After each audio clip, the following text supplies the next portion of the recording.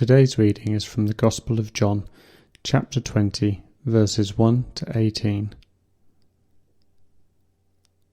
Early on the first day of the week, while it was still dark, Mary Magdalene went to the tomb and saw that the stone had been removed from the entrance.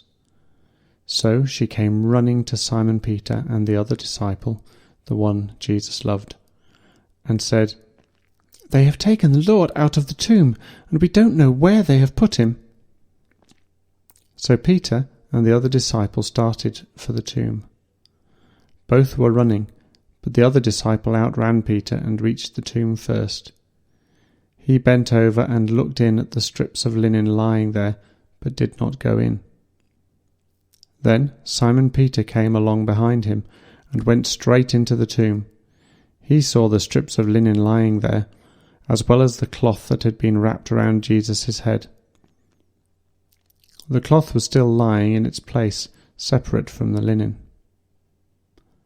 Finally, the other disciple, who had reached the tomb first, also went inside. He saw and believed. They still did not understand from Scripture that Jesus had to rise from the dead. Then the disciples went back to where they were staying. Now Mary stood outside the tomb crying.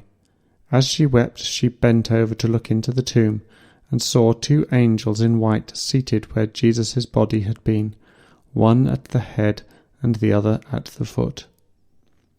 They asked her, "Woman, why are you crying?" "They have taken my Lord away," she said, "and I don't know where they have put him." At this she turned round and saw Jesus standing there, but she did not realize that it was Jesus. He asked her, "Woman, why are you crying? Who is it you are looking for?"